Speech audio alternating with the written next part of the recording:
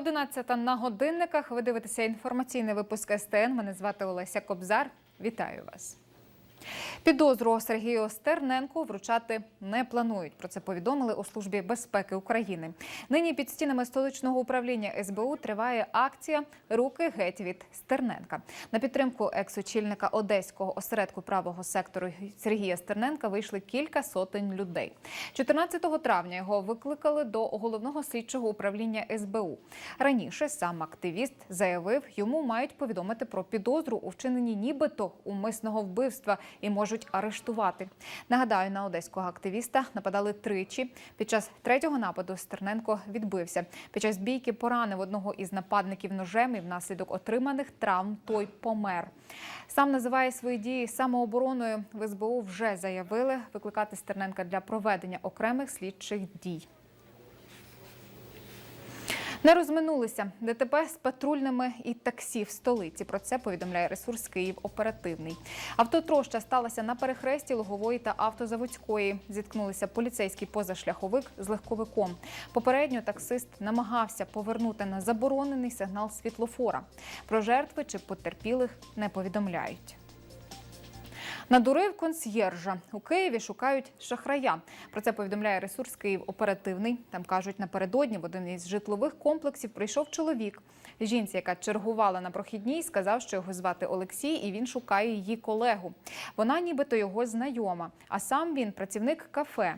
Мовляв, йому привезли молоко, а розплатитися нічим. Чоловік попросив у жінки 5 тисяч гривень у борг. Таких грошей у неї не було, натомість незнайомцю вахтер віддала 500 гривень. Він залишив їй свій номер телефону, однак коли йому зателефонували, слухавку взяла дівчина. Про чоловіка на ім'я Олексій вона не чула. Тепер невідомого шукають. І вже 18 616 виявлених хворих на COVID-19. Минулої доби зафіксували 325 підтверджених випадків коронавірусу. Такі дані МОЗу. Серед нових недужих 23 дитини і 81 медик. Ушпиталено 83, решта на самоізоляції. Недуга забрала 21 життя. У більшості пацієнтів були хронічні супутні хвороби. Натомість 160 вилікувались. За попередню добу здійснено 5098 досліджень методом ПЛР. Якщо говорити в розрізі регіонів, то за останню добу найбільша кількість підтверджених випадків зареєстровано в Львівській області – 47, Рівненській області – 41 та місті Київ – 41. Зайнято лише кожне 10-те ліжко з тих, які виділили для хворих на COVID-19. Про це заявив головний санітарний лікар України Віктор Ляшко. Нині в Україні понад 12,5 тисяч активних хворих. Більшість лікується вдома під наглядом медиків. У стаціонарах понад 3 тисячі пацієнтів. Це кожен 10-й інфікований. Найбільша завантаженість на сьогоднішній день ми бачимо в Чернівецькій області. Там 60% завантажено ліжок, яких відведені для хворих з коронавірусною хворобою. В Закарпатській області 46%, у місті Києві майже 40%, Івано-Франківській 36%. Ціни на гречку, макарони, яйця і масло тепер під контролем держави. Постанова Кабміну про заходи щодо стабілізації цін на товари, що мають істотну соціальну значущість, і товари протиепідемічного призначення набрала чинності. Відсьогодні уряд буде моніторити ціни на деякі продукти, ліки, антисептики та засоби індивідуального захисту.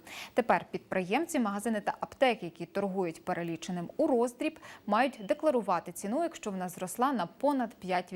Як повідомили у Держпродспоживслужбі, оптових цін це не стосується.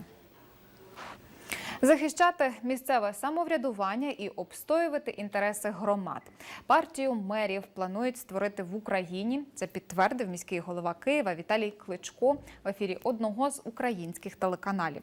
Нині він спілкується з очільниками кількох українських міст щодо нової політсили. Поки що міркують, як її представити. Нагадаю, раніше про партію мерів говорили очільник Дніпра Борис Філатов та мер Черкас Анатолій Бондаренко. Перепланування квартири як загроза всьому будинку. Мешканці висотки на Березняках скаржаться на своїх сусідів. Мовляв, ті зробили ремонт і зазіхнули на чужу прибудинкову територію. Тепер бояться за всю конструкцію. Подробиці з'ясовували наші журналісти.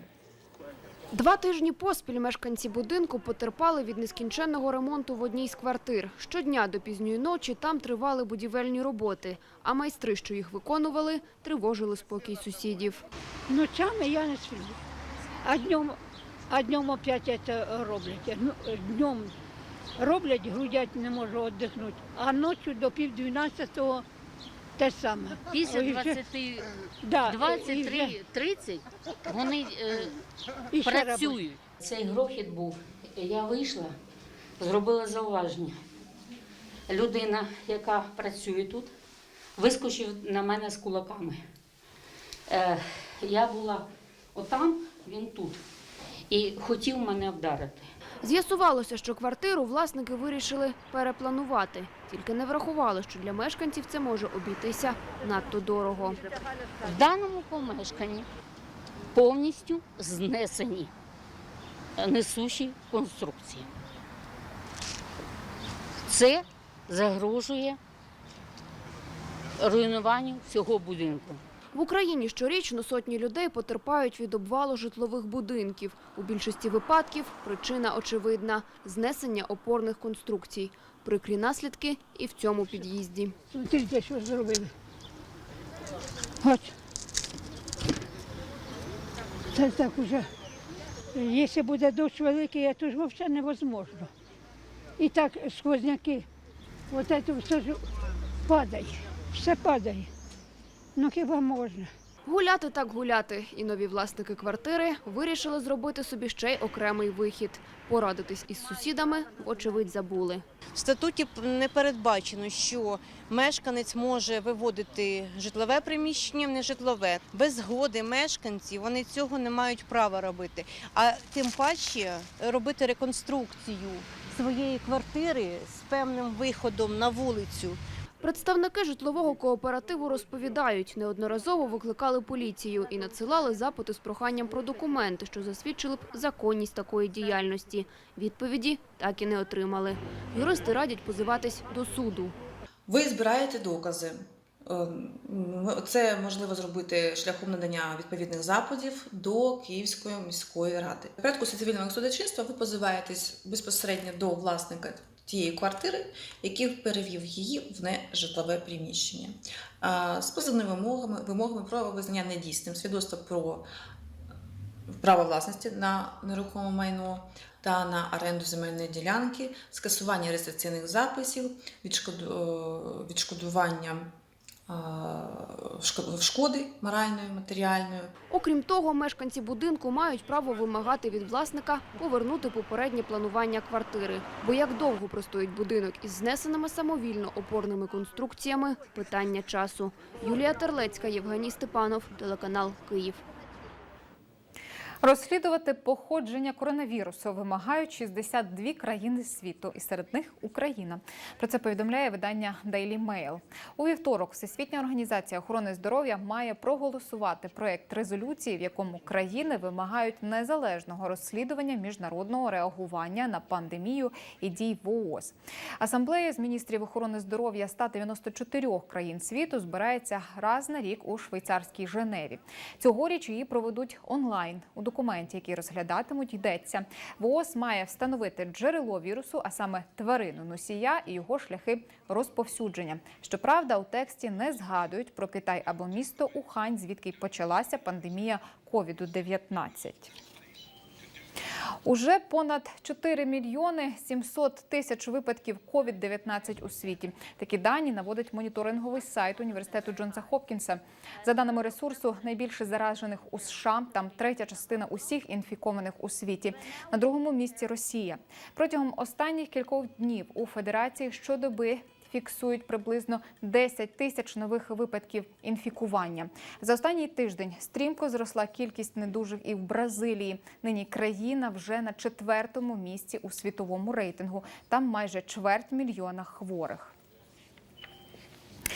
Не носиш маску – потрапиш до в'язниці. У Кувейті і Катарі вирішили відправляти за ґрати порушників карантину. Про це повідомляє агенція Reuters. Влади обох країн пригрозили своїм громадянам штрафами у кілька десятків тисяч доларів або ув'язненням від 3 місяців до 3 років, якщо їх зловлять без засобів індивідуального захисту. Нині у 6 країнах Перської затоки зареєстровано майже 140 тисяч підтверджених пацієнтів з COVID-19. 693 людини померли. Секретна місія у космосі.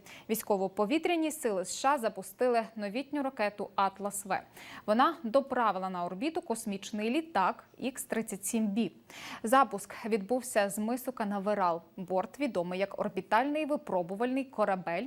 Виведе на орбіту супутник, а також перевірить технологію вимірювання енергії. Однак це лише частина завдань, решта засекречена Пентагоном. Програма літака Х-37B стартувала 1999-го. Судно побудувала компанія Boeing, і воно використовує сонячні батареї для живлення на орбіті. Довжина 9 метрів, вага майже 5 тонн. Це вже 6-та місія літака у космосі. І це все, чим встигаю поділитись. Наступний випуск дивіться о 13:00. Будьте здорові, побачимося менш ніж за годину.